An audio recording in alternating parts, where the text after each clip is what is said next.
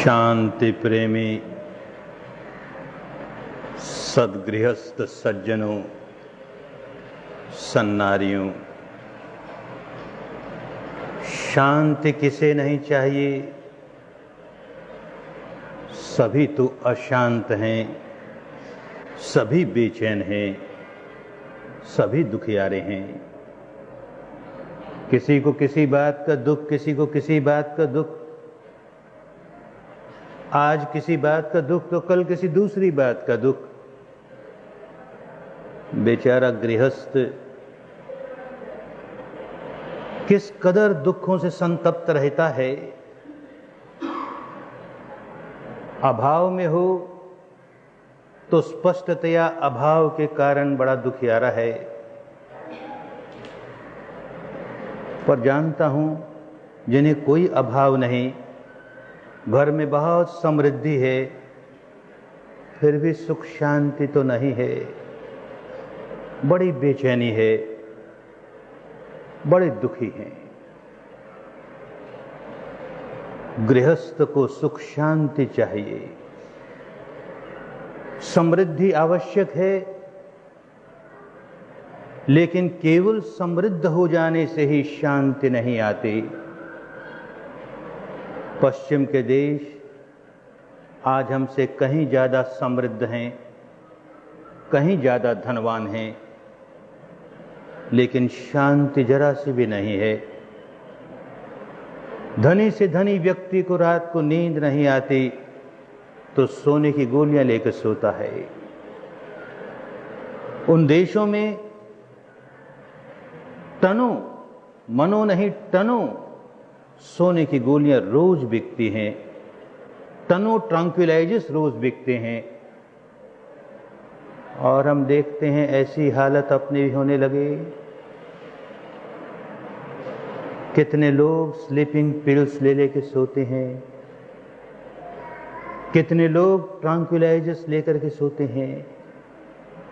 धन है, समृद्धि है, सब कुछ है, पर शांति नहीं है। क्यों नहीं है? शांत होने के जो तरीके थे वो खो बैठे।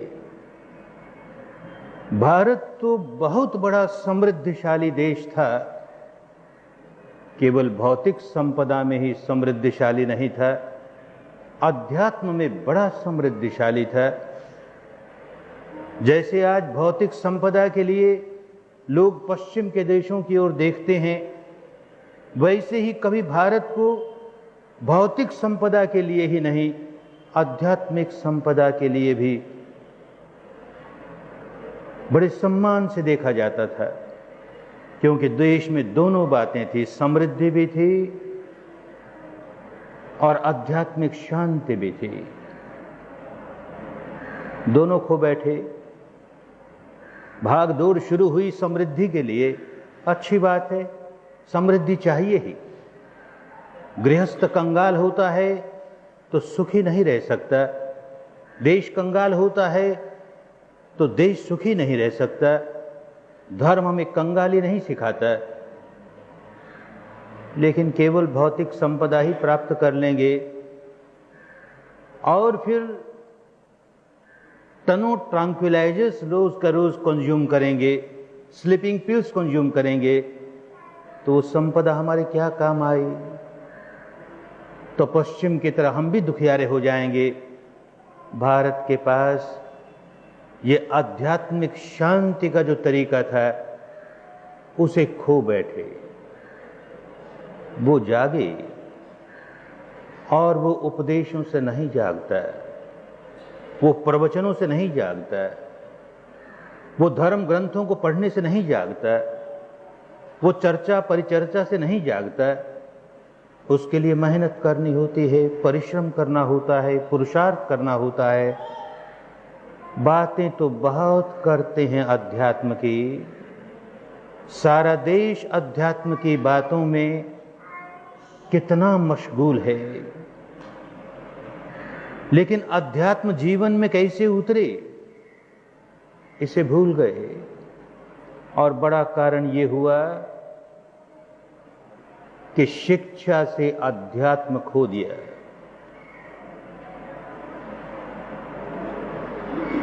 ये विद्यालय, ऐसे देश में हजारों लाखों विद्यालय जहां बच्चे पढ़ाए जाते हैं, उनको क ख ग लिखना सिखाया जाता है, आगे जाकर के बहुत ऊंचा विज्ञान सिखाया जाता है, हर तरह की भौतिक शिक्षा दी जाती है, पर धर्म की शिक्षा नहीं दी जाती। ये देश का दुर्भाग्य हुआ। हम नहीं जानते इस पुस्तकालय, इस विद्यालय में धर्म की कितनी शिक्षा दी जाती है, लेकिन ब्रह्मदेश से यहाँ आने पर यह जानकर बड़ा दुख हुआ कि भारत की पाठशालाओं में धर्म को इसलिए दूर रखा गया कि हमारा देश धर्मनिरपेक्ष देश है, सेक्युलर गवर्नमेंट है। तो सेक्युलर गवर्नमेंट है तो धर्म कैसे सिखाए? बड़ी भूल हुई। सरकार कभी धर्मनिरपेक्ष हो नहीं सकती। कहना ये चाहते थे कि सरकार संप्रदाय निरपेक्ष है, किसी संप्रदाय की तरफदारी नहीं करेगी, किसी संप्रदाय में लोगों को बांधने का काम सरकार नहीं करेगी। धर्म निरपेक्ष नहीं, धर्म सापेक्ष होगी। कठिनाई सबसे बड़ी ये हो गई हमारे देश की कि धर्म और संप्रदाय, ये दोनों हमारे लिए पर्यायवाची शब्द हो गए। पिछले 20 वर्षों से देखता हूं कि जहां किसी समुदाय में, समाज में धर्म शब्द का प्रयोग करता हूं तो लोगों के कान खड़े होते हैं। ये आदमी अब कौन से धर्म की बात करेगा? हिंदू धर्म की बात करेगा कि बौद्ध धर्म की बात करेगा कि जैन धर्म की बात करेगा कि मुस्लिम धर्म की, कि ईसाई धर्म की, कि सिख धर्म की, कि पारसी धर्म की? बड़ा आश्चर्य होता है। क्या धर्म अपने आप में अकेला कुछ नहीं? क्या उसका कोई अस्तित्व ही नहीं? जो देश इतना धर्मवान था, आज उस देश में हिंदू धर्म प्रधान हो गया, बौद्ध धर्म प्रधान हो गया, जैन धर्म प्रधान हो गया, मुस्लिम धर्म प्रधान हो गया, ईसाई धर्म, सिख धर्म, पारसी धर्म, यहूदी धर्म प्रधान हो गया। धर्म गौण हो गया। धर्म की जरूरत नहीं। बच्चे को बचपन से ये बात सिखाई जाती है। हिंदू परिवार में जन्मा है तो उसे सिखाया जाता है, देख तुझे कट्टर हिंदू बनना है, कट्टर हिंदू बनना है। प्राण चले जाएं लेकिन तेरा हिंदू धर्म न छूट जाए। मुस्लिम घर में जन्मा है तो बचपन से उसे सिखाया जाता है, तुझे कट्टर मुसलमान बनना है, तेरे प्राण चले जाएं पर तू मुसलमान धर्म मत छोड़ देना। ऐसे ही जैन कट्टर जैनी बनना चाहता है, बौद्ध कट्टर बौद्ध बनना चाहता है, सिख कट्टर सिख बनना चाहता है। क्या हो गया इस देश को? कोई धार्मिक नहीं बनना चाहता। कोई नहीं कहता कि मैं कट्टर धार्मिक बनूंगा। बच्चों को नहीं सिखाया जाता कि तुम्हें कट्टर धार्मिक बनना है। वो बड़ा कठिन है। कट्टर हिंदू बनना बड़ा आसान है, कट्टर मुसलमान बनना बड़ा आसान है, कट्टर सिख बनना, ईसाई बनना बड़ा आसान है, कट्टर धार्मिक बनना बड़ा कठिन है। क्या धार्मिक होता है? जिसके जीवन में धर्म उतर गया, जिसके व्यवहार में धर्म उतर गया, जिसके चारे चाल चलन में धर्म उतर गया, जिसका जीवन सदाचार से भर गया, जिसका जीवन शील सदाचार से भर गया, वो आदमी धार्मिक है। वो अपने को मुसलमान कहे या जैन कहे या हिंदू कहे या बौद्ध कहे या ईसाई कहे, कुछ फर्क नहीं पड़ता। उसका जीवन कहता है कि ये व्यक्ति धार्मिक व्यक्ति है, ये व्यक्ति धर्मिष्ठ व्यक्ति है, शरीर और वाणी से कोई ऐसा दुष्कर्म नहीं करता जिससे अन्य प्राणियों की सुख शांति भंग हो जाए। ऐसा काम नहीं करेगा तो धर्मिष्ठ हो गया। वो हत्या नहीं करेगा, हत्या करेगा तो अन्य प्राणियों की सुख शांति भंग होगी। वो चोरी नहीं करेगा, चोरी करेगा तो अन्य प्राणियों की सुख शांति भंग होगी। वो व्यभिचार नहीं करेगा, व्यभिचार करेगा तो अन्य प्राणियों की सुख शांति भंग होगी। वो झूठ बोल के किसी को नहीं ठगेगा, वो कड़वी बात बोल करके किसी का जी नहीं दुखाएगा, वो चुगली की बात कह के किसी का जी नहीं दुखाएगा, वो परनिंदा की बात कह के किसी का जी नहीं दुखाएगा, वो नशा पता करके किसी की हानि नहीं करेगा, तो धर्मवान हो गया। वो अपने को हिंदू कहता फिरे, वो अपने को जैन कहता फिरे, बौद्ध कहता फिरे, ईसाई कहता फिरे, पारसी कहता फिरे, सिख कहता फिरे, क्या फर्क पड़ा? अच्छा आदमी है ये, इसका चाल चलन अच्छा है, इसका व्यवहार अच्छा है, ये कोई ऐसा काम नहीं करता जिससे अन्य प्राणियों की सुख शांति भंग होती है। ये बात हमें बचपन में ही सिखाई जाती थी। हमारी सारी पाठशालाएं गुरुकुल कहलाती थी। क्या गुरुकुल होता है? जहां सिखाने वाला गुरु होता है, माने गौरवपूर्ण व्यक्ति होता है, ऐसा व्यक्ति जिसके जीवन में धर्म समा गया, ऐसा व्यक्ति धर्म ही सिखाएगा। सारे बच्चे उसके कुल के बच्चे हैं, ऐसा ऋषि कुल होता था, ऐसा गुरुकुल होता था। क्यों आज नहीं हो सकता? क्यों धर्म को हिंदू धर्म कह के सिखाया जाए? क्यों धर्म को बौद्ध धर्म कह के सिखाया जाए, या ईसाई धर्म या जैन धर्म कह के सिखाया जाए? धर्म को धर्म कह के सिखाया जाए तो सरकार सेकुलर रहे, हमारा क्या बिगड़ता है? अच्छी बात है, सरकार को सेकुलर होना ही चाहिए, सरकार को संप्रदाय निरपेक्ष होना ही चाहिए। जो सरकार किसी एक संप्रदाय का पक्षपात लेने लगी, बड़ी गई गुजरी सरकार है। वो देश का कल्याण नहीं कर सकेगी, समाज का कल्याण नहीं कर सकेगी, राष्ट्र का कल्याण नहीं कर सकेगी, लोगों में भेदभाव पैदा करेगी। तो सरकार को तो संप्रदाय निरपेक्ष होना ही चाहिए, धर्म निरपेक्ष नहीं, धर्म सापेक्ष होना चाहिए। और है धर्म सापेक्ष, लेकिन पागलपन से शिक्षा में से क्यों निकाल दिया गया? ये बहुत बड़ी भूल हो गई। सरकार का सारा विधान, संविधान, कॉन्स्टिट्यूशन धर्म सापेक्ष ही है। देश का पीनल कोड क्या कहता है? कोई व्यक्ति हत्या करता है तो सरकार उसे दंड देती है ना। कोई आदमी चोरी करता है, सरकार उसे दंड देती है ना।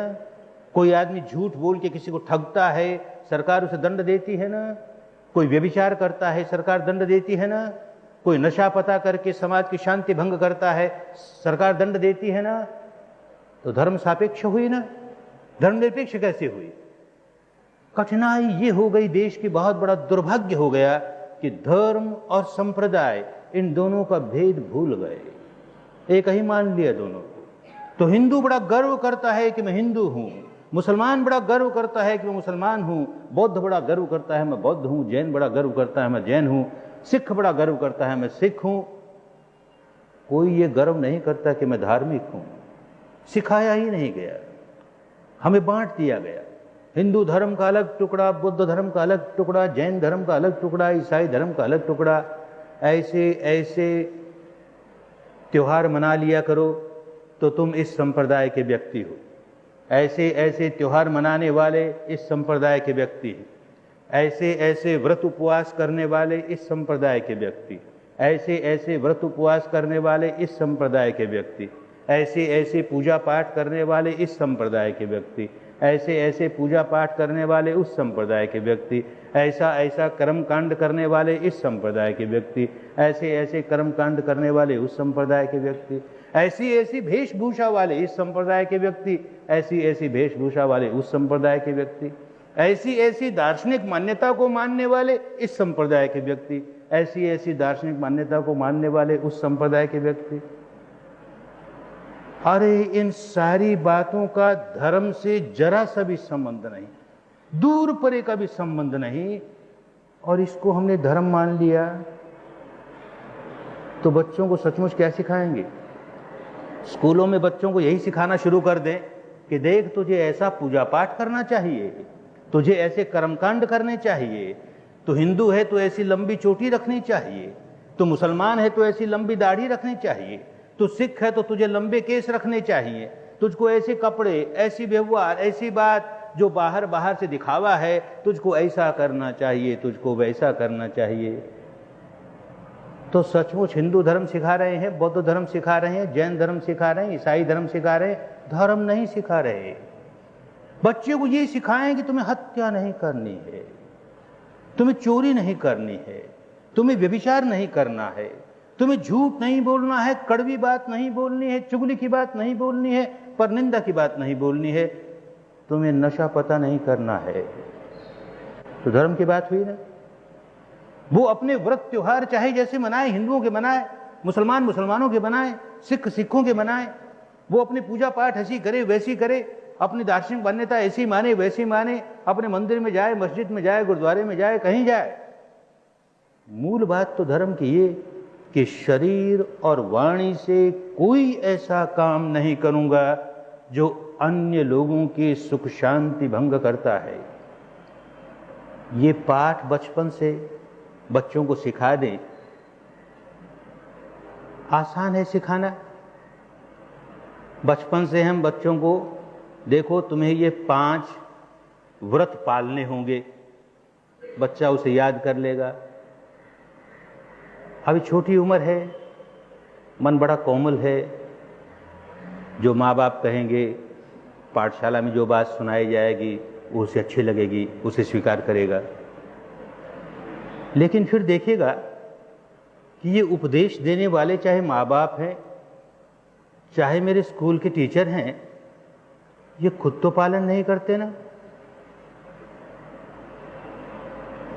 एक व्यापारी अपने बच्चे को कहता है तुम्हें रोज सच बोलना चाहिए, झूठ मत बोलना, झूठ बोलने से बहुत पाप लगता है। बच्चे के मन पर बड़ी अच्छी छाप पड़ती है, झूठ नहीं बोलना चाहिए, बाप कहता है ना। और बाप की दुकान पर किसी छुट्टी के दिन बैठता है तो देखता है बाप सुबह से झूठ बोलना शुरू करता है, शाम तक झूठ ही बोले जाता है। तो बच्चा उसकी ओर देखता है कि हमें तो कहता है सच बोलो और ये तो झूठ ही बोलता है। माँ उसे कहती है देख हमेशा सच बोला कर, झूठ नहीं बोलना। पड़ोसी का टेलीफोन आता है, तेरी माँ को बुला, अरे कह दे उसको घर पे नहीं है। बच्चा उसके मुंह की ओर देखता है, घर पे नहीं है, घर पे है ना, घर पे कैसे नहीं, माँ कहती हूं ना बोल दे घर पे नहीं है। धीरे धीरे बच्चे के बाद समझ में आने लगती है कि भाई ये पाठ तो अपनी जगह है और करना अपनी जगह है, धर्म अलग है, कर्म अलग है। धर्म और कर्म के 2 कंपार्टमेंट है अलग अलग। धर्म की बातें किया करो, धर्म की बातें सुना करो, धर्म को पालन मत करो। पालन करोगे तो तुम सुखी कैसे होगे, तुम धनवान कैसे होगे, तुम्हारे घर में पैसा कैसे आएगा। बाप देखो इतना झूठ बोलता है तो पैसा आता है ना उसके पास, वो झूठ नहीं बोलता तो पैसा नहीं आएगा ना, तो झूठ बोल। कर्म में झूठ और उपदेश में सच। तो बचपन से ही बच्चे के समझ में आने लगता है ये कोरे उपदेश हैं, इनको पालन करना जरूरी नहीं है। तो पहली बात तो ये कि घर में माता पिता धर्म का पालन नहीं करेंगे और चाहेंगे कि हमारे बच्चे धर्मवान बन जाएं, तो होने वाली बात नहीं है।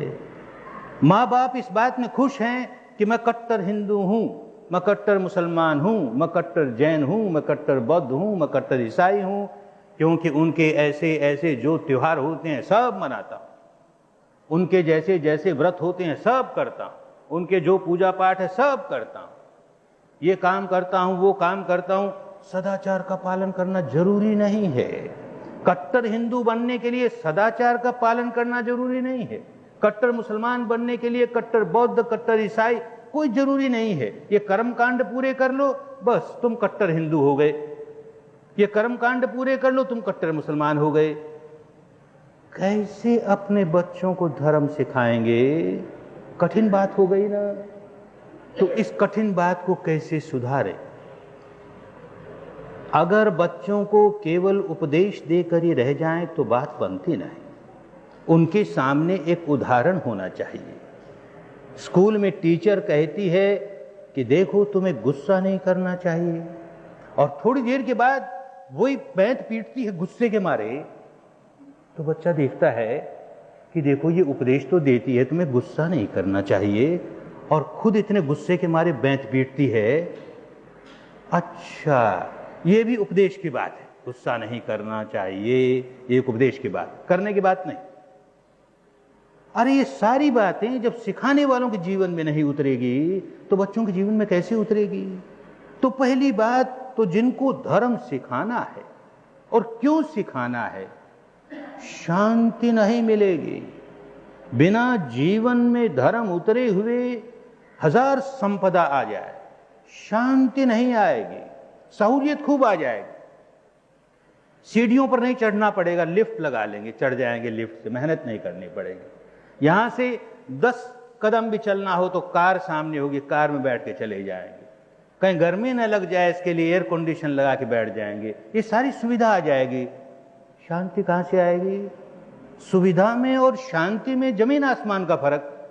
सारी सुविधाएं होते हुए भी आदमी बेचैन रहता है, बड़ा बेचैन रहता है। ऐसा क्यों हो गया, ऐसा क्यों नहीं हुआ, ये मेरी मनचाही बात क्यों नहीं हुई, ये अनचाही बात क्यों हो गई? अरे सारे जीवन भर यही करता है, मेरी मनचाही नहीं हुई, मेरी मनचाही नहीं हुई, उसने ऐसा क्यों कर दिया, उसने ऐसा क्यों कह दिया। दुखी दुखी है ना, क्योंकि सीखा ही नहीं धर्म पालन करना। उपदेश बहुत सुने, उपदेश देता भी बहुत है, उपदेश सुनता भी बहुत है, पालन नहीं करता। कैसे करे, करने की विद्या लुप्त हो गई। मन ही वश में नहीं हो तो कैसे पालन करे? एक शराबी आदमी नहीं चाहता कि उसका बच्चा शराबी बने, नहीं चाहता, क्योंकि वो जानता है शराब पीना बहुत बुरा है, लेकिन मुझे लत लग गई, मैं क्या करूं, अपने बच्चे को बचाना चाहता है। एक जुआरी आदमी नहीं चाहता कि उसका बच्चा जुआ खेले, उससे दूर रखना चाहता है। एक व्यभिचारी व्यक्ति नहीं चाहता कि उसके बच्चे व्यभिचारी बन जाएं, दूर रखना चाहता है, लेकिन खुद नहीं निकल पाता, उन व्यसनों से खुद नहीं निकल पाता, उन आसक्तियों से स्वयं नहीं निकल पाता, कैसे बच्चे को दूर रखेगा? तो ये विद्या पहले माँ बाप को सीखनी होगी, स्कूल में पढ़ाने वाले अध्यापक अध्यापिकाओं को सीखनी होगी, अपने मन को कैसे वश में करें। जिसका मन वश में नहीं, वो बुद्धि के स्तर पर हजार समझता रहे कि हमको सदाचार का जीवन जीना है, हमको दुराचार का जीवन नहीं जीना, ये खूब समझता है, स्वीकार भी करता है, फिर भी मन वश में नहीं है तो सदाचार से दूर रहता है, दुराचार का ही जीवन जीता है, क्योंकि मन का मालिक नहीं है। तो हमारे यहाँ देश में केवल उपदेश नहीं हुआ करते। धर्म शब्द का अर्थ यही है कि उपदेश मत दो, धारण करो। धारेति धर्म, धारण करता है तो धर्म है, धारण नहीं करता तो धर्म नहीं है, कोरी बातें हैं।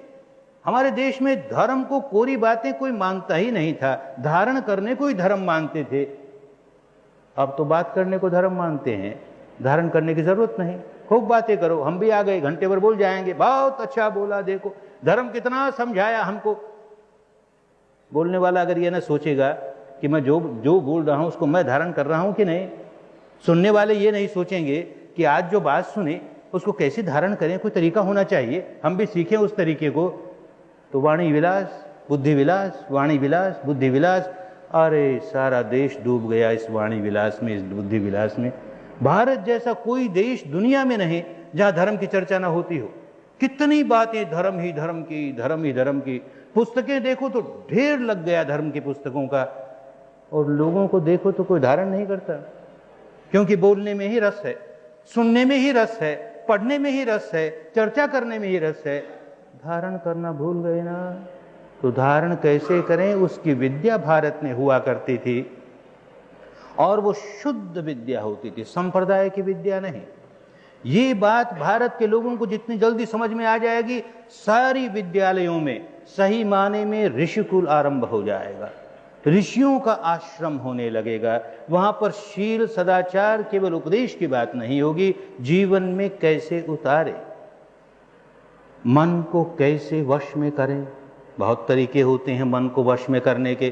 थोड़ी देर आंख बंद करके बैठ जाओ और जिस किसी देवी में, देवता में, ईश्वर में, ब्रह्म में, किसी महापुरुष में, किसी संत में बड़ी श्रद्धा हो, उसका नाम लेना शुरू कर दो भीतर ही भीतर।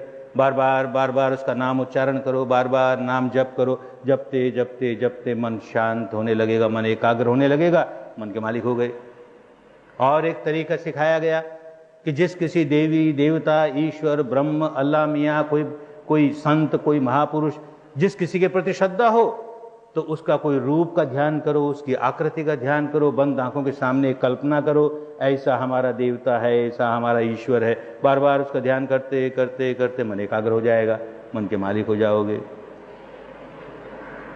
लेकिन फिर संप्रदाय की बात हुई। हर संप्रदाय का अपना अपना ईश्वर है, अलग अलग ईश्वर सबके, परमात्मा सबके अलग अलग, अपने अपने देवी, अपने अपने देवता, अपने अपने संत। तो किसी एक संप्रदाय के ईश्वर का नाम दूसरा संप्रदाय वाला कैसे लेगा? स्कूल में यह पढ़ाया जाए कि तुम थोड़ी देर आंख बंद करके राम राम राम राम राम राम बोलो, तो जो मुस्लिम बच्चे होंगे राम राम क्यों बोले भाई? हमको अल्लाह अल्लाह बोलना सिखाओ तो हम बोलेंगे, नहीं तो नहीं बोलेंगे। जो ईसाई बच्चा होगा हमको गॉड गॉड बोलना सिखाओ तो बोलेंगे, नहीं तो नहीं बोलेंगे। जो जैन बच्चा होगा वो हमको अनंत अनंत महावीर महावीर बोलना सिखाओ तो बोलेंगे, नहीं तो नहीं बोलेंगे। जो बौद्ध होगा हमको बुद्ध बुद्ध बोलना सिखाओ तो, अरे फिर संप्रदाय की बात हो गई ना, फिर झगड़े की बात हो गई। तो हमारे देश में एक विद्या सिखाई गई जिसका संप्रदाय से कोई लेन देन नहीं।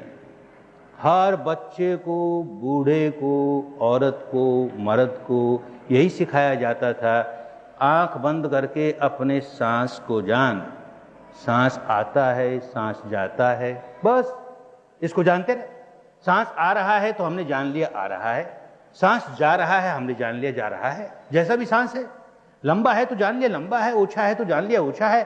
सांस की कसरत नहीं करनी सिखाई, सांस को नियंत्रण करना नहीं सिखाया, प्राणायाम नहीं सिखाया। वो बिल्कुल अलग विद्या, ये बिल्कुल अलग विद्या।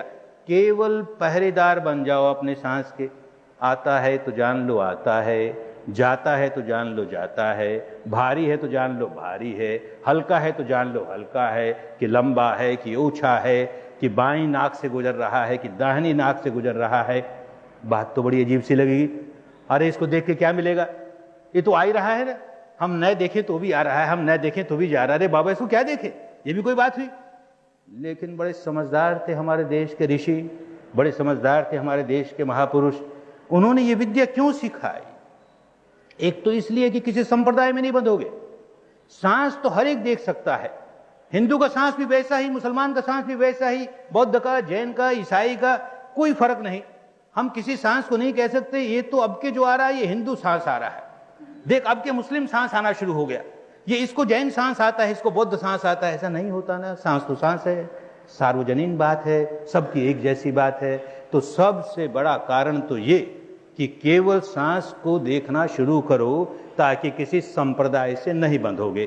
तो आज के जैसी सरकार होगी, सेक्युलर सरकार होगी, जो कहती है कि हम धर्म निरपेक्ष हैं, हम कहते हैं तुम संप्रदाय निरपेक्ष हो। अच्छा बाबा, अपने को धर्म निरपेक्ष कहो चाहे, पर बच्चों को ये तो सीखने दो कि सांस आता है सांस जाता है। माँ बापों को भी ये तो सीखने दो कि सांस आता है सांस जाता है। देखते जाएंगे देखते जाएंगे देखते जाएंगे तो एक ऐसा आलंबन मिल गया जिस आलंबन के सहारे मन टिकना शुरू हो गया। मन टिकना शुरू हो गया तो धीरे धीरे मन के मालिक होने लगे।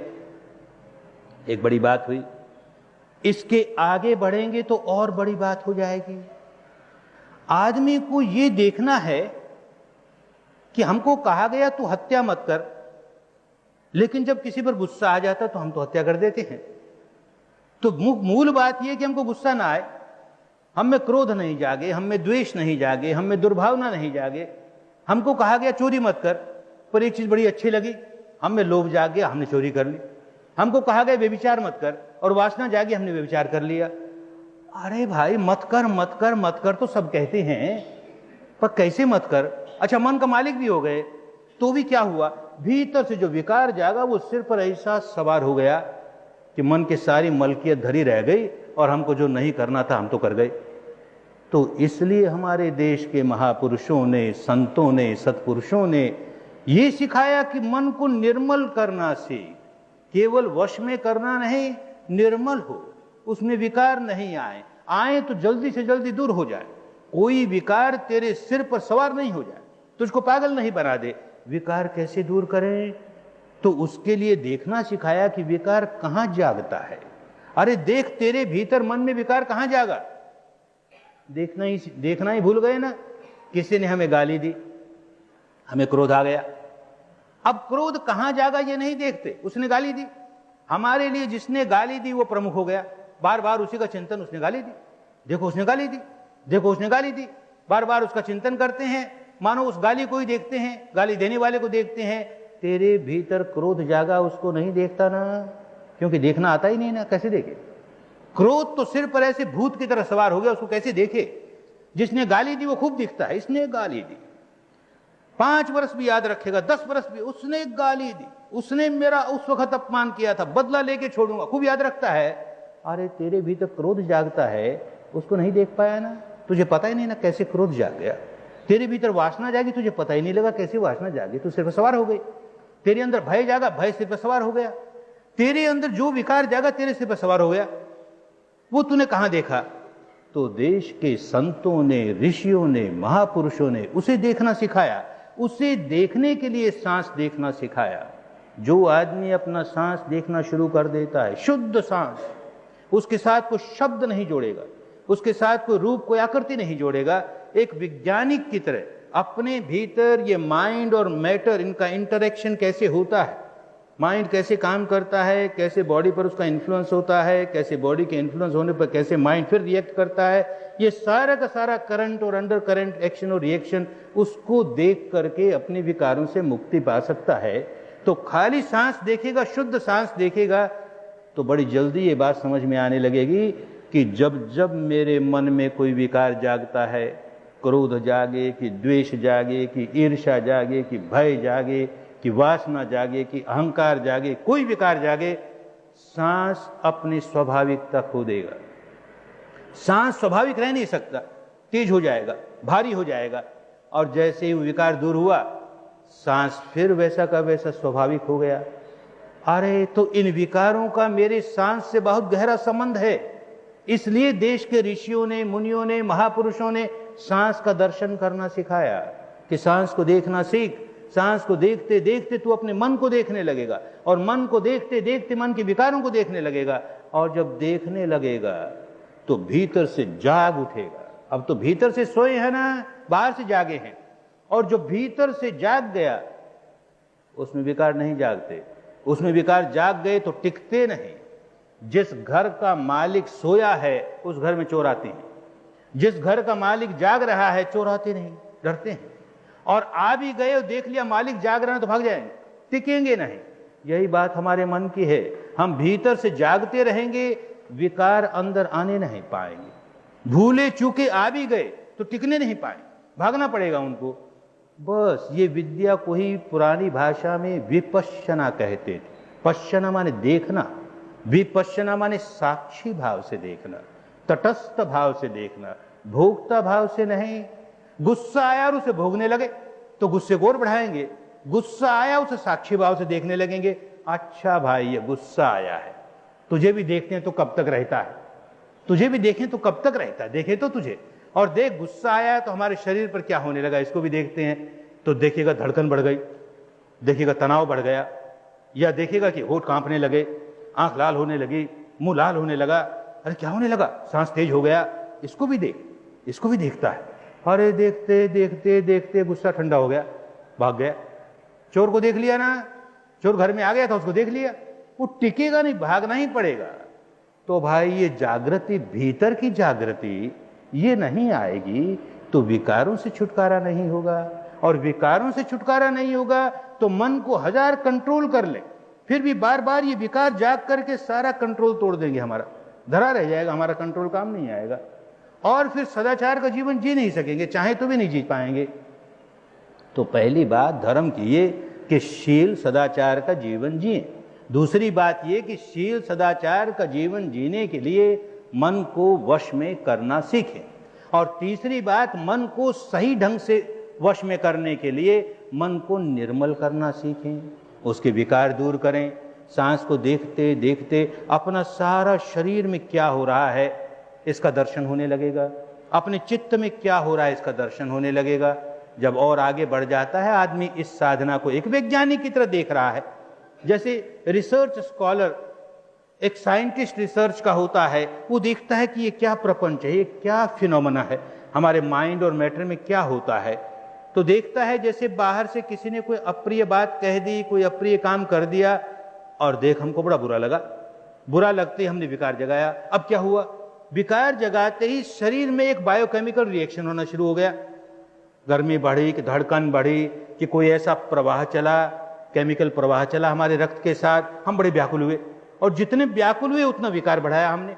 मानो हमको गुस्सा आया, किसी ने गाली दी, वो तो बाहर की एक घटना हुई, हमारे भीतर क्या होने लगा, उसने गाली दी, हमको बुरा लगा, बुरा लगते ही हमने विकार जगाया, क्रोध जगाया। क्रोध जगाते ही हमारे भीतर ऐसा एक बायोकेमिकल रिएक्शन होना शुरू हो गया कि हमारे रक्त की धमनियों में, रक्त की शिराओं में रक्त के साथ साथ एक केमिकल ऐसा बहने लगा, पुरानी भाषा में उसको कहते थे आश्रव बहने लगा। कुछ बहने लगा हमारे शरीर में, कुछ बहने लगा। वो क्या बहने लगा? जो बहने लगा उसने हमें और व्याकुल बनाया। हमने क्रोध किया तो इस तरह का केमिकल बहने लगा जिसने हमको बहुत व्याकुल बनाया। क्रोध भी करे और व्याकुल नहीं हो, असंभव बात है। कोई आदमी क्रोध करे और क्रोध करते हुए कि मुझको बड़ी शांति मालूम होती है, बड़ा सुख होता है। अरे क्रोध भी जागा और देख कितना सुख मालूम होता है। बावली बात हो नहीं सकता। अरे क्रोध जागेगा तो ऐसा केमिकल तेरे भीतर बहेगा, तुझको व्याकुल बना देगा। तू हिंदू है तो भी बना देगा, तू मुसलमान है तो भी व्याकुल बना देगा, तू जैन है कि बौद्ध है कि ईसाई है। कुदरत इस बात को नहीं देखती, प्रकृति इस बात को नहीं देखती कि इस आदमी ने अपने माथे पर क्या नाम लिख रखा है। हिंदू का बिल्ला लगा रखा है कि मुसलमान का बिल्ला लगा रखा है, कि सिख का, कि जैन का, कि बौद्ध का, कि ब्राह्मण का, कि शूद्र का, क्या बिल्ला लगा रखा है? कुछ नहीं देखती वो। क्रोध जगाया है ना, तुरंत दंड देगी। क्रोध जगाते ही ऐसा बायोकेमिकल रिएक्शन शुरू होगा, व्याकुल हो जाएगा।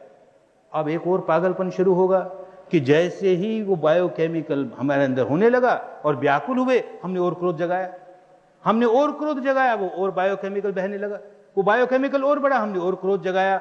अरे ये विशियस सर्कल चल पड़ा, ये दुष्चक्र चल पड़ा। घंटों क्रोध ही क्रोध करते चले जाएंगे। जिस आदमी ने गाली दी उसने तो एक बार गाली दी और चला भी गया, वो तो भूल भी गया होगा। हम नहीं भूलते ना, हम क्या करते हैं? उसने तो हमको एक बार व्याकुल बनाने के लिए गाली दी, हम एक बार भी व्याकुल हुए, ये भी अपनी मूर्खता थी, पर हो गए भाई, एक बार तो व्याकुल हो गए। अब घंटों व्याकुल रहेंगे, अरे दिनों व्याकुल रहेंगे, बरसों व्याकुल रहेंगे। उसने गाली दी थी, तब गाली दी थी, ऐसा अपमान किया, जन्म भर नहीं भूलूंगा। मत भूल जन्म भर, किस पर एहसान करता है? जन्म भर नहीं भूलेगा, जन्म भर व्याकुल रहेगा। कर क्या रहा है? बेचारे को होश नहीं है ना, अपने भीतर देखता नहीं कि जब जब उस घटना को याद करके मैं क्रोध जगाता हूं, तब तब ऐसा एक बायोकेमिकल, ऐसा एक आश्रव अपने भीतर बहाने लगता हूं, ऐसा एक केमिकल बहाने लगता हूं जिससे और क्रोध जागता है, और क्रोध जागता है, और आश्रव बहता है, और घंटों व्याकुल रहता हूं, घंटों व्याकुल रहता। ऐसी वासना जागी, किसी व्यक्ति को देख करके वासना जागी, वासना जागते ही ऐसा एक बायोकेमिकल अंदर रिएक्शन शुरू हो जाएगा, ऐसा आश्रव बहने लगेगा कि और वासना जागी, और वासना जागेगी, और वैसा बायोकेमिकल जागेगा, और बायोकेमिकल जागेगा, और वासना जागेगी। आश्रव जाग रहा है और विकार जाग रहा है, विकार जाग रहा है, आश्रव जाग रहा है। हम व्याकुल ही व्याकुल होते चले गए ना। कोई विकार ऐसा नहीं है कि जिसका हमारे शरीर पर असर न पड़े, जिसकी वजह से कोई आश्रव, कोई केमिकल रिएक्शन हमारे अंदर न होने लगे।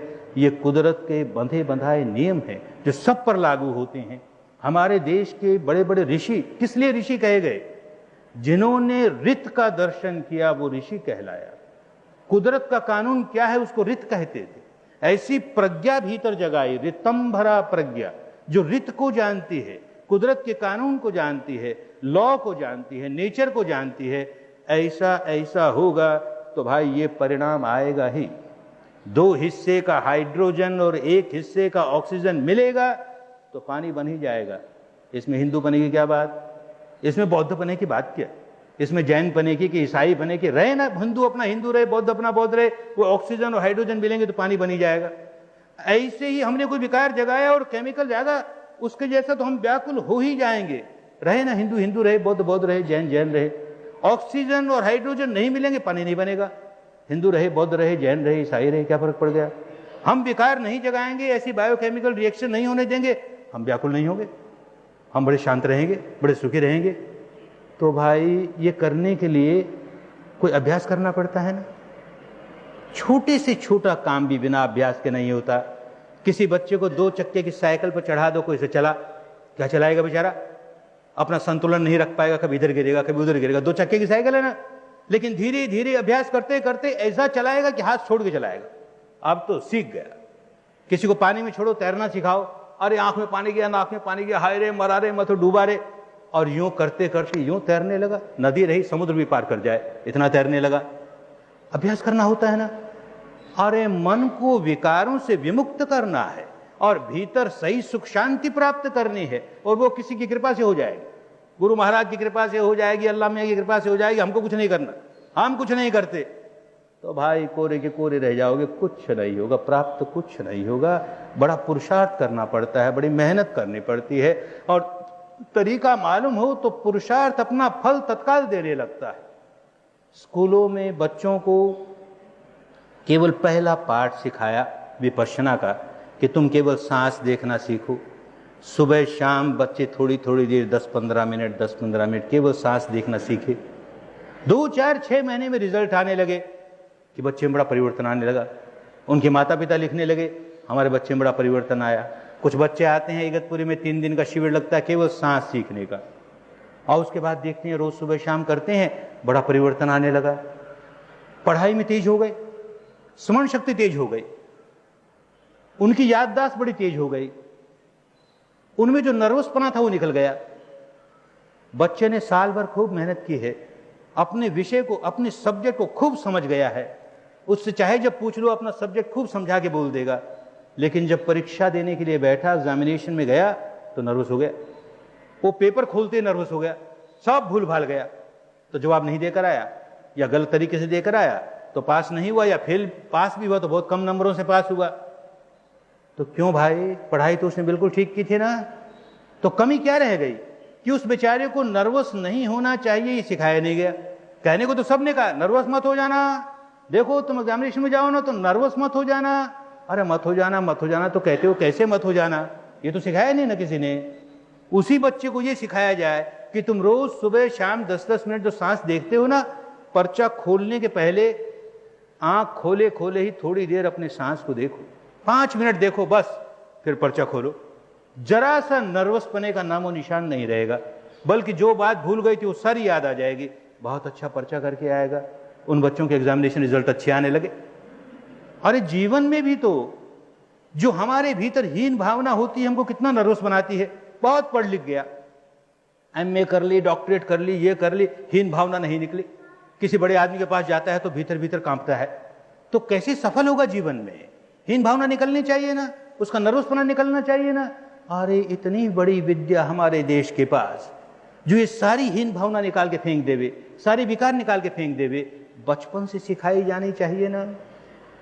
तो देखा जिन जिन स्कूलों में बड़े उत्साह के मारे इन विपश्यना के सह आचार्यों ने, सहायक आचार्यों ने जाकर के आनापान सिखा दी, बड़े उत्साह के मारे, और उन स्कूलों के किसी अध्यापक ने साधना की नहीं, उस स्कूल के मैनेजमेंट के किसी आदमी ने साधना की नहीं, तो बच्चे बेचारे 2-4 महीने तो करते रहे, फिर छोड़ छाड़ दिया।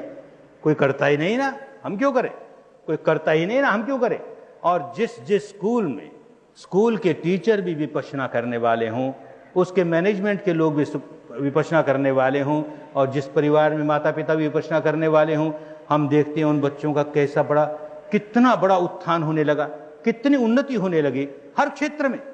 अध्यात्म में जहां आदमी पका कि फिर तो सारे क्षेत्रों में उन्नति करता चला जाएगा। अध्यात्म में कमजोर है, अपने मन का मालिक नहीं है, अपना मन विकारों से भरा हुआ है, कैसे सुखी होगा, दुखी होगा ना।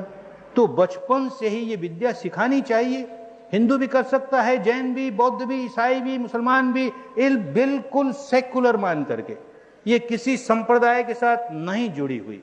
सांस देखना है भाई, और भीतर शरीर और चित्त पर क्या होने लगा इसको देखना है भाई, ताकि हम विकारों से मुक्त हो जाएं। काम ये करना है, इसमें हिंदूपना क्या कहेगा, बौद्धपना क्या कहेगा, जैनपना क्या कहेगा, रहें हिंदू अपना, हिंदू को हिंदू कहते रहे, बौद्ध बौद्ध कहते रहे, जैन जैन कहते रहे, अपने व्रत उपवास उसी तरह मनाते रहे, अपनी पूजा पाठ उसी तरह करते रहे, अपने और कुछ जो मान्यताएं हैं, दार्शनिक मान्यताएं, उनको मानते रहे, पर ये काम तो करें, अपने मन को वश में करना सीखें, अपने मन को निर्मल करना सीखें।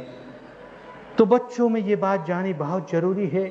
एक समय था भारत का, कोई 2000 वर्ष पुरानी बात है, बाहर से कोई विदेशी इस देश में घूमने के लिए आया, और सारे देश की यात्रा करते हुए उसने देखा कि पनघट पे जाकर के वो देखता है कि यहाँ की औरतें आपस में क्या बात करती हैं।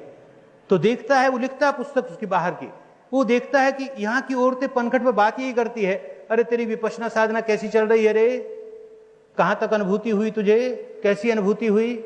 शाम को किसी चौपाल में चले जाता है, वहाँ बड़े बूढ़े बैठे गप लगाते हैं, तो वहाँ बैठ के सुनता है उनकी बात, की क्या बात करते हैं, कहते वही बात करते हैं, तेरी विपश्यना कैसी हो रही है रे।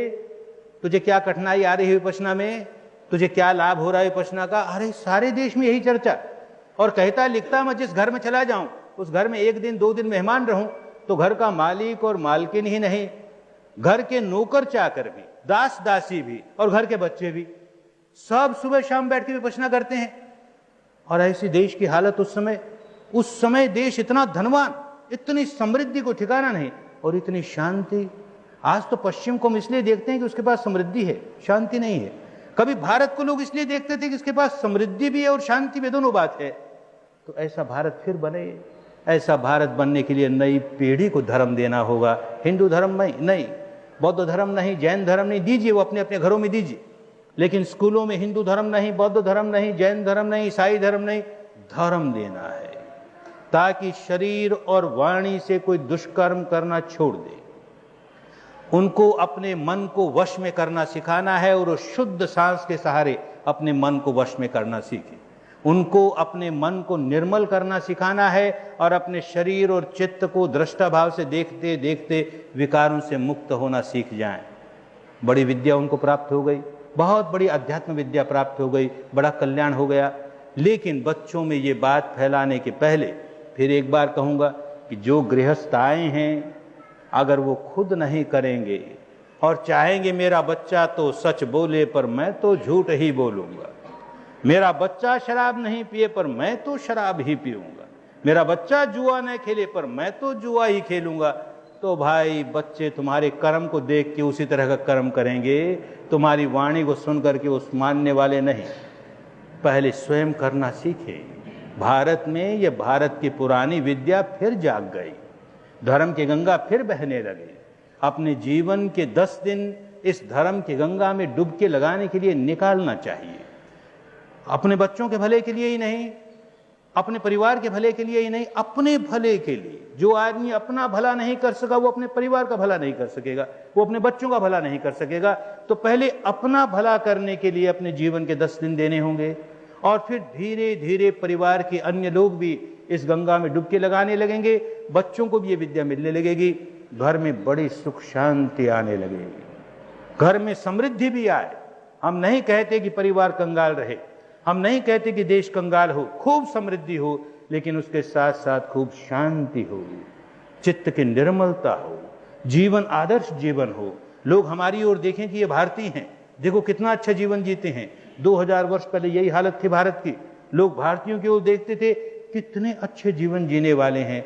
आज कोई ऐसा नहीं देखता भारतीयों की ओर। बाहर फिरता हूँ जगह जगह तो खूब जानता हूँ कि भारतीयों को कुछ हे दृष्टि से देखते हैं, बातें बहुत करते हैं अध्यात्म की, इनके जीवन में अध्यात्म नहीं है, ऐसा सब जानते हैं। अपने जीवन में अध्यात्म आए, इसके लिए मेहनत करनी सीखें, परिश्रम करना सीखें, जीवन के अपने 10 दिनों का त्याग करना सीखें। बच्चों को जो विद्या सिखानी है उसे पहले खुद सीखें, खुद सीख करके स्वयं ध्यान करने लगें, बच्चों को साथ बैठा के ध्यान करने लगें। देखें बहुत बड़ा प्रभाव आना शुरू हो जाएगा।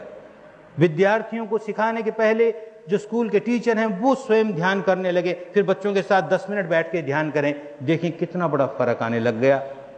भारत अध्यात्म देश है, इसमें तो अध्यात्म जागना ही चाहिए। केवल बातों वाला अध्यात्म नहीं जागे, वो तो बहुत जाग गया। अब करने वाला अध्यात्म जागे। अध्यात्म शब्द का अर्थ ये कि अपने भीतर की सच्चाई को स्वयं देखना, वो अध्यात्म कहा जाता है। तो अपने भीतर की सच्चाई को स्वयं देखने की ऐसी अनमोल विद्या भारत की, ऐसी वैज्ञानिक विद्या, ऐसी संप्रदाय विहीन विद्या, किसी संप्रदाय में बंधने की जरूरत नहीं, किसी में कन्वर्शन होने की जरूरत नहीं। हम जो हैं वो हैं, लेकिन अपने मन को निर्मल रखेंगे, अपने मन को वश में रखेंगे, अपने शरीर और वाणी से कोई ऐसा काम नहीं करेंगे जिससे अन्य प्राणियों की सुख शांति भंग हो। बस ऐसा जीवन जरा जरा सा भी आना शुरू हुआ तो उतने उतने धार्मिक बनने लगे। हिंदू है तो धार्मिक हो गया, मुसलमान है तो धार्मिक हो गया, ईसाई है कि सिख है कि बौद्ध है कि जैन है, धार्मिक हो गया। ज्यादा जीवन में आने लगी, बहुत धार्मिक हो गया, पूर्ण धार्मिक हो गया। इसकी पढ़ाई अपने घरों में शुरू करें, पाठशालाओं में शुरू करें, बड़ा मंगल होगा, बड़ा कल्याण होगा। आज की इस धर्म सभा में सदगृहस्थ आए हैं, माता पिता आए हैं, और सभी माता पिता चाहते हैं कि हमारे बच्चों का जीवन बड़ा उज्जवल हो, उनका जीवन बहुत सुख शांति से बीते, तो साथ साथ ये भी कि हमारा जीवन भी सुख शांति से बीते। हम उनके सामने एक आदर्श रखें कि अपने मन को कैसे एकाग्र किया जा सकता है, अपने मन को कैसे निर्मल किया जा सकता है। देख मैं भी ऐसा करती हूँ, तू भी करके देख। देख मैं भी ऐसा करता हूँ, तू भी करके देख। हम करेंगे घंटे भर, बच्चे से कराएंगे 10 ही मिनट, बहुत है। देखेंगे उसका असर आने लगा। हम नहीं करेंगे 1 मिनट भी, बच्चे से कहेंगे तू तो कर 10 मिनट, होने वाला नहीं, चलेगी नहीं बात। तो अच्छी तरह से धर्म को समझ करके, हिंदू धर्म अलग, बौद्ध धर्म अलग, जैन धर्म अलग, ईसाई धर्म सारी अलग, लेकिन धर्म तो एक ही। धर्म अलग अलग नहीं होता, संप्रदाय अलग अलग होते हैं। तो जो एक ही धर्म है, शरीर और वाणी से दुष्कर्म नहीं करना, ये एक ही धर्म है। मन को वश में कर लेना, ये एक ही धर्म है जो सबका धर्म है। मन को निर्मल कर लेना, ये एक ही धर्म है जो सबका धर्म है।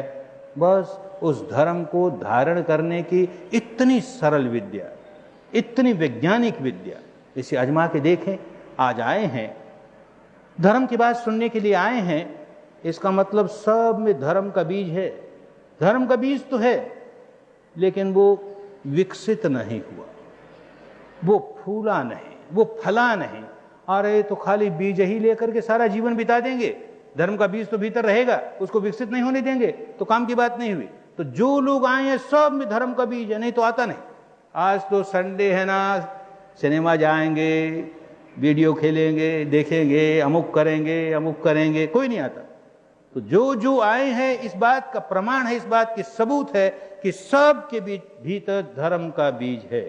अरे भाई, अब उस धर्म के बीज को विकसित करो, खूब फूले, खूब फले, स्वयं भी सुख शांति भोगें, अपने परिवार में भी खूब सुख शांति आए, अड़ोस पड़ोस में खूब सुख शांति आए, सारे समाज में खूब सुख शांति आए, सारे राष्ट्र में खूब सुख शांति आए, सारे विश्व में खूब सुख शांति आए।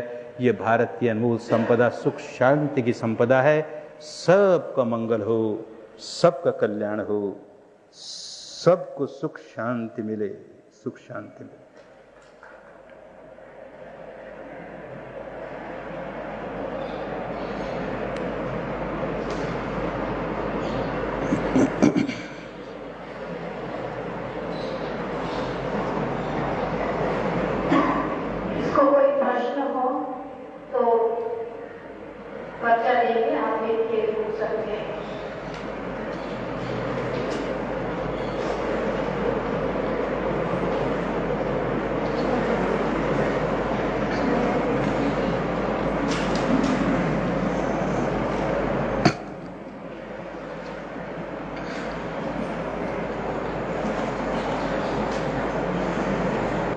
दे दो सारे, अभी लिखा है। अच्छा,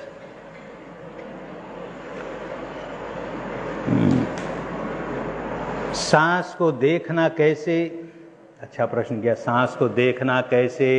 उसका कोई रूप तो होता नहीं, उसकी कोई आकृति तो होती नहीं, तो क्या देखें सांस को? भारत की पुरानी भाषा में देखना किसको कहते थे? अनुभव करने को कहते थे, फील करने को देखना कहते थे उन दिनों। तो देखो माने अपना सांस फील करो। सांस भीतर आ रहा है तो हमें मालूम होता है, देख भीतर आ रहा है ना, और बाहर जा रहा है। अपना ध्यान नाक के दरवाजे पर लगा लिया, और सांस जाएगा तो नाक में से जाएगा, बाईं में से जाए कि दाहिनी में से जाए तो पता लगेगा। देखिए भीतर जा रहा है ना, उसकी कुछ सुरफराहट होगी, हवा भीतर जा रही है ऐसा मालूम होगा। ऐसे बाहर आने लगा तो मालूम होगा बाहर आ रहा है। शुरू शुरू में कठिनाई होगी, लेकिन काम करते करते खूब मालूम होने लगेगा। 10 दिन बुलाते हैं तो यही सिखाते हैं, कैसे देखो, ये सिखाते हैं।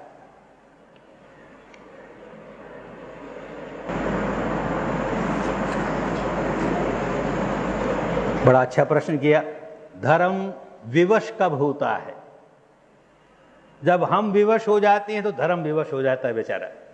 हम ही अपने वश में अपने को नहीं रख सकते तो धर्म को कैसे वश में रखेंगे? धर्म तो धारण करें तो धर्म, जब धारण ही नहीं कर पा रहे तो बड़ा विवश हो गया। और जिस दिन धर्म हिंदू धर्म बन जाता है विवश हो गया, बौद्ध धर्म बन जाता है विवश हो गया, जैन धर्म बना के बौद्ध धर्म बना के ईसाई धर्म विवश हो गया। हिंदू प्रधान हो गए, बौद्ध प्रधान हो गए, जैन प्रधान हो गए, मुसलमान प्रधान हो गए, धर्म बेचारा विवश हो गया। अब धर्म को बलवान बनाओ और इन संप्रदायों को जरा कम महत्व दो। ना भले भले।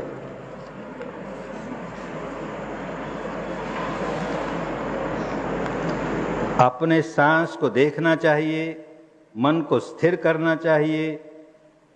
वह प्रयोग कैसे करके दिखाएं, वो प्रयोग कैसे करें, इसीलिए तो तुम्हारे जीवन के 10 दिन मांगे हमने। अपने जीवन के 10 दिन हमें दो तो हम बताएंगे कैसे करो। यहां तो बड़ा आसान हमने कह दिया, बस आंख बंद करके देखो, सांस आता है जाता है। थोड़ी देर देखोगे फिर जीव उबने लगेगा, घबराने लगोगे। क्या सांस को देखें बाबा, एक बार देख लिया, 2 बार देख लिया, इसको क्या देखें, बड़ा जी घबराएगा। और जब वहां आओगे जी घबराएगा तो फिर भी कहेंगे बैठ कर काम कर, काम कर, यही कर। घबराएगा, 1 दिन घबराएगा, 2 दिन घबराएगा, 3 दिन में तो गंगा में बहने लगेगा, धारा में बहने लगेगा, मन एकदम टिकने लगेगा। तो वो धर्म का जो वातावरण होता है, तपोभूमि की जो व्यवस्था होती है, उनके जो नियम होते हैं, अनुशासन होता है, उससे तप करना आसान हो जाता है। इसलिए जीवन के 10 दिन देने पड़ते हैं विद्या सीखने के लिए, हमेशा वहां रहने के लिए नहीं। आदमी बीमार होता है तो अस्पताल जाता है अपना इलाज करने के लिए, वहां रहने के लिए नहीं। तो अपना इलाज करने के लिए एक बार आ जाओ 10 दिन, फिर बड़े स्वस्थ होकर के आओ, जीवन में स्वस्थ जीवन जियो।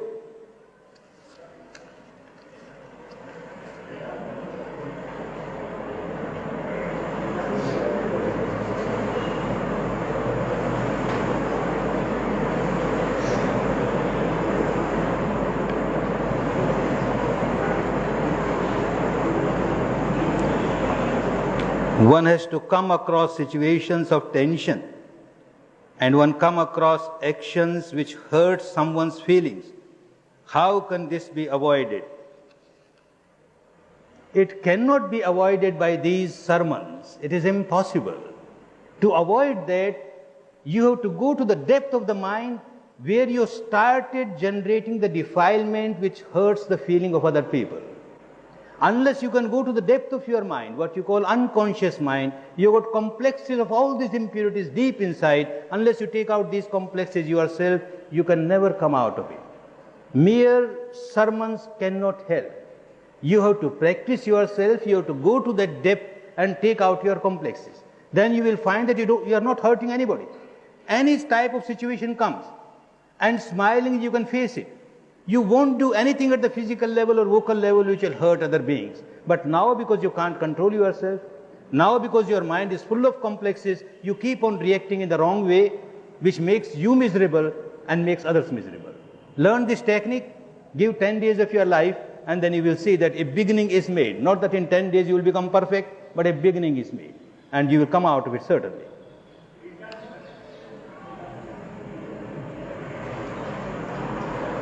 विपश्यना हम कैसे करें और विपश्यना क्या है, कैसे करें, इसके लिए तो कहा ना 10 दिन देने होंगे। हम 2-4 मिनट में बता सकते हैं विपश्यना कैसे करें, पर कर नहीं पाओगे भाई। किसी आदमी को 10 मिनट में बता दिया जाए कार ऐसे चलाया जाता है, ऐसे स्टार्ट कर दिया करो, फिर ऐसे गियर बदल लिया करो, फिर ऐसे व्हील चला दिया करो, ये कर लिया करो, अब चलाओ, जाओ चलाओ, क्या होगा उस आदमी का, क्या होगा, लोगों का क्या होगा। तैरने वाले को कह दे कि बस पानी में कूद गए, ये हाथ ऐसे थोड़ा चलाओ, फिर वो ऐसे चलाओ, पांव को ऐसे करो, बस जाओ अब चलाओ, क्या होगा उस आदमी का।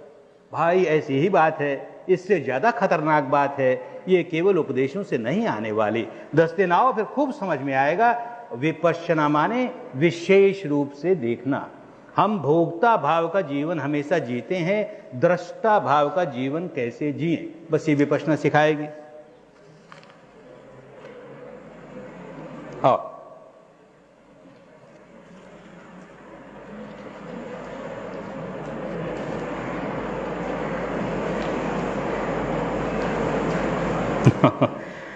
धर्म को समझ सकते हैं, उसके बारे में सोच सकते हैं, लेकिन उसको क्यों निभा नहीं सकते। बहुत पुराना प्रश्न है भाई, ये प्रश्न तो आज नहीं सदियों से किया जाता रहा। दुर्योधन, महाभारत देखते हो ना आजकल दुर्योधन पूछता है, कहता है कि जानामि धर्मम न च मे निवृत्ति, जानामि अधर्मम न च मे प्रवृत्ति। खूब जानता हूं कि यह धर्म है, लेकिन वैसी प्रवृत्ति नहीं होती। खूब जानता हूं ये अधर्म है, पर उससे निवृत्ति ही नहीं होती। बेचारा पूछता ही रह गया, उसको कोई जवाब देने वाला नहीं मिला। विपश्यना सिखाने वाला होता तो सिखा देता। देख, इस प्रकार जो तू जानता है अधर्म है, उससे ऐसे दूर हो सकता है। ये धर्म है, इसको ऐसे पालन कर सकता है। केवल उपदेशों से नहीं होता, उसके लिए मेहनत करनी होती है, उसकी अपनी एक्सरसाइज होती है। बॉडी को स्वस्थ रखने के लिए हम बॉडी एक्सरसाइज सीखते हैं कि नहीं? हम आसन प्राणायाम जाके सीखते हैं तो हमारा शरीर स्वस्थ रहे इसे सीखते हैं। ऐसे मन को स्वस्थ रखने के लिए भी भारत में कोई वैज्ञानिक एक्सरसाइजेस थी, वो भूल गए। उसको फिर से शुरू कर देंगे तो मन बड़ा स्वस्थ रहने लगेगा।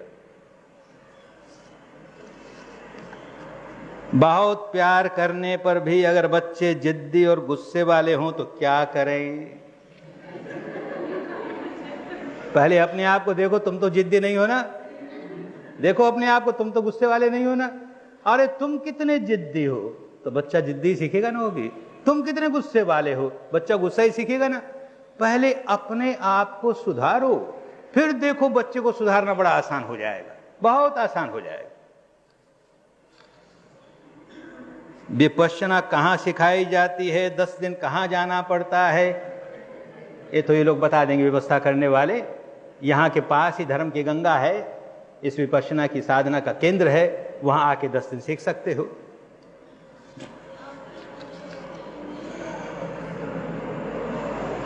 आज के जमाने में इंसान सच बोलना कैसे सीखे? जगह जगह पर झूठ ही झूठ है, सच का प्रयोग कैसे करे?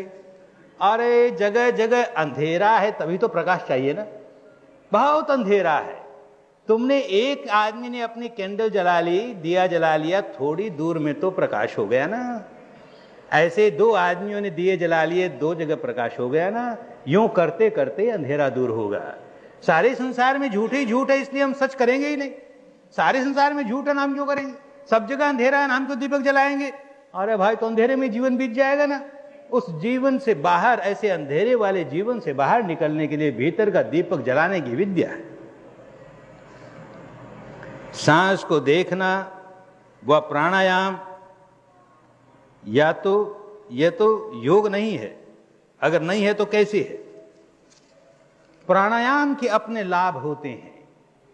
ये एक कसरत है शरीर की कि सांस को इतना गहरा खींचो और फिर उसको रोको और फिर उसको इतना धीमे से छोड़ो। इससे हमारे फेफड़े मजबूत होते हैं, हमारे रक्त का शोणित स्वच्छ होता है, शुद्ध होता है, उसके बहुत लाभ होते हैं।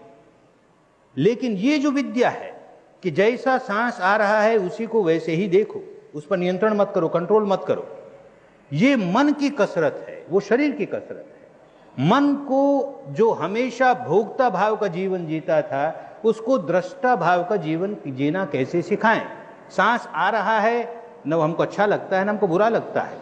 नदी बहती है, हम तट पर बैठे हैं और देख रहे हैं नदी बहती है, न हमको अच्छी लगती है न बुरी लगती है, हम तो देख रहे हैं, बह रही है वो। ऐसे ही सांस के प्रवाह को हम देख रहे हैं, आ रहा है तो आ रहा है, जा रहा है तो जा रहा है, तो स्वभाव पलटने लगेगा। मन का वो स्वभाव जो हमेशा रिएक्ट करने वाला था, प्रतिक्रिया करने वाला था, अब वो प्रतिक्रिया से बाहर निकल करके क्रिया में स्थापित होने लगेगा। ये बड़ा अंतर आना शुरू हो जाएगा। आगे जाके बहुत गहराई से साक्षी भाव जागेगा, दृष्टा भाव जागेगा, तटस्थ भाव जागेगा।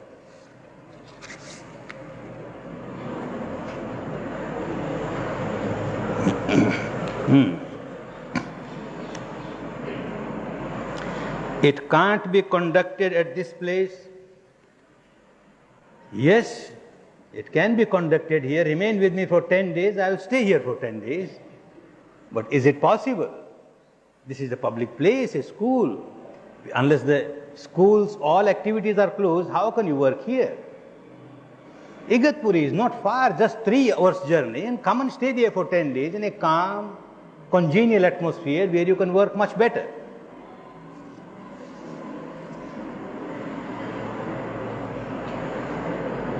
चंद्र स्वर और सूर्य स्वर क्या है, उसका सांस मन किस तरह की शांति आ सकती है? भाई चंद्र स्वर हो चाहे सूर्य स्वर हो, उसे देखना आ जाएगा तो देखेंगे बड़ी शांति आने लगे। अन्यथा चाहे जैसा स्वर चलता हो, हम तो उसी तरह प्रतिक्रिया करते हैं, क्रोध जगाते हैं, भय जगाते हैं, ईर्ष्या जगाते हैं। तो न चंद्र स्वर काम आया न सूर्य स्वर काम आया, और उसको देखना सीख गए तो दोनों काम आ गए। देखना सीखना है।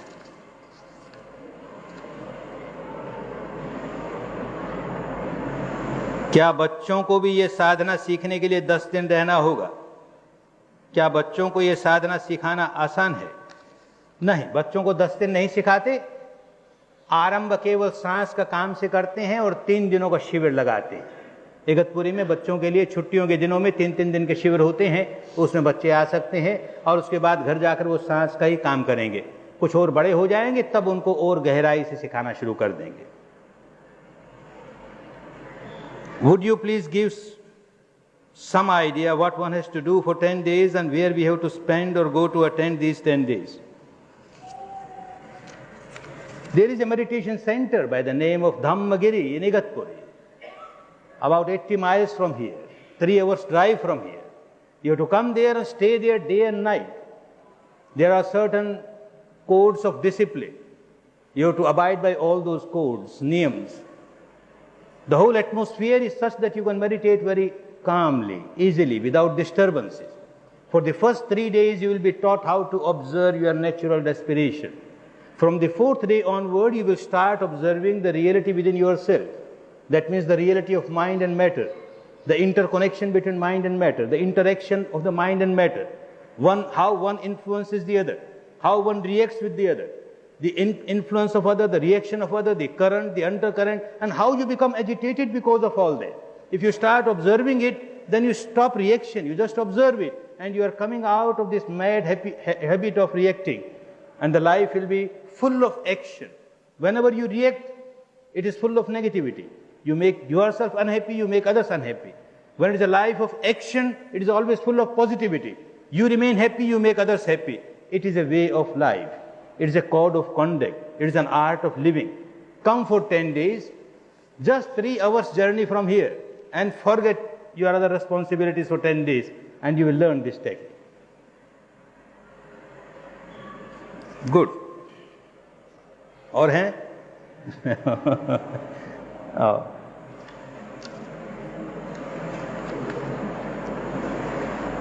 Religion in politics and politics and religion.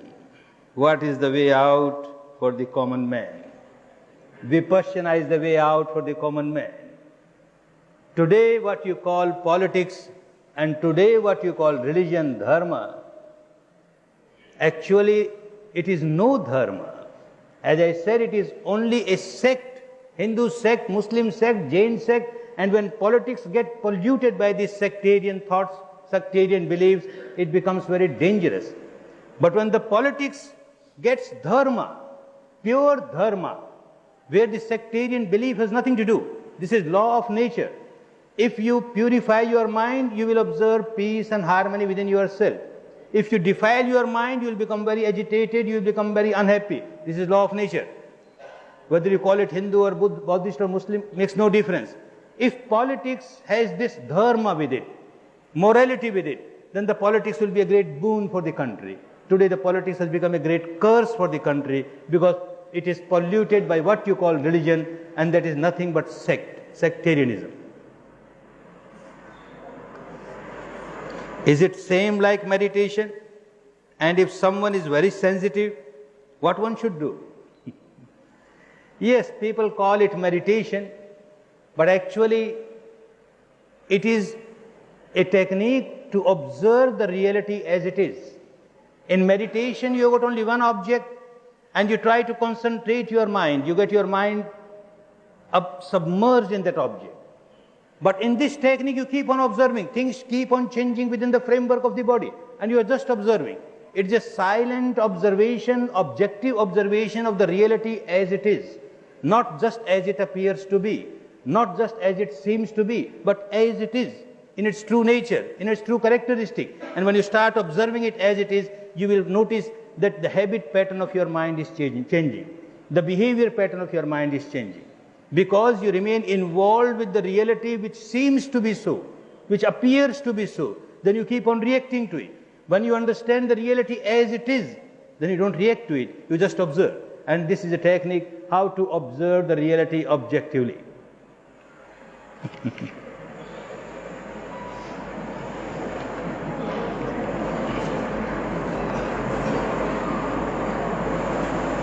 Is there any age limitation for the child? Can person come there with family and stay there? What age limit can there be? Those who practice Vipassana and those who understood the value of Vipassana, the teaching to the child starts when the child is in the womb. In the West, now it has become so popular that pregnant women keep coming to the courses so that the child gets this Vipassana even before birth.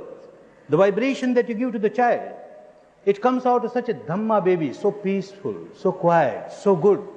You give it at that time. If you have missed that, all right. Then give it, begin as soon as the child is able to understand, maybe even 4 or 5 years. Just the breath, awareness of breath, 2 minutes, 3 minutes, doesn't matter. And as he grows, she grows, you keep on prolonging the period. There is no time limit. You can start at any time. It is impossible for a housewife to leave the duties for 10 days. Can you please take this into consideration and find a way out? Certainly. I wanted to do that and I have tried that, but I failed miserably.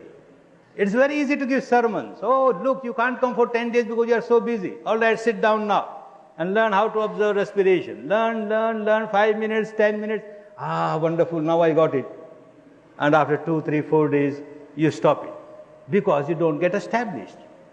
You say that you are very busy with your duty. Why don't you take this as a part of the duty? A mother has to be a good mother.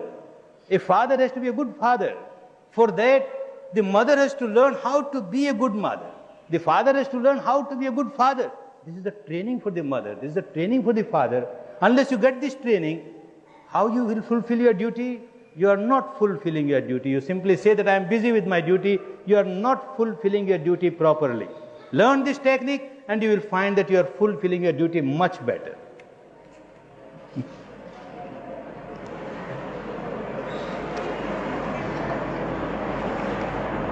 How much donation one has to give? The type of meditation I have learned is not concentrating, but just close your eyes and observe your thoughts coming and going. So according to you, is it like this? 2 questions separately. How much donation you have to give? That means what is the price of your dharma? How much label you have put? What price tag you have put? Can anybody pay the price of dharma? Can anybody charge any money for dharma? Then there is no dharma.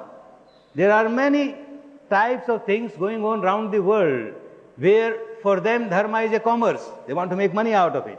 Wherever you have to pay any charge for dharma, then understand it is not dharma, it is another business.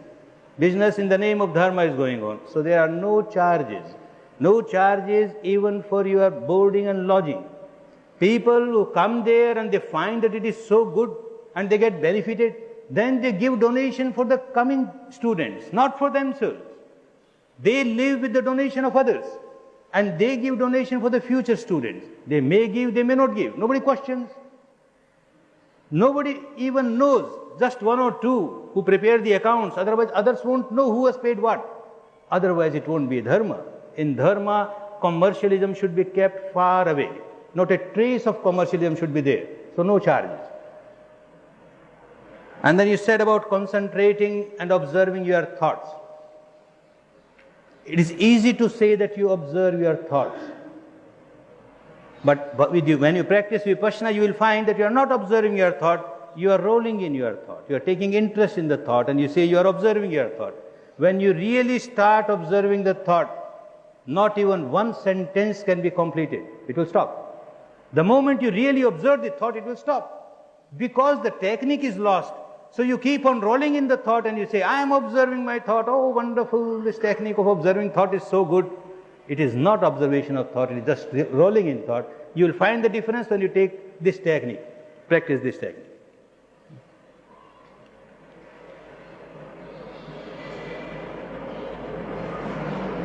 Good.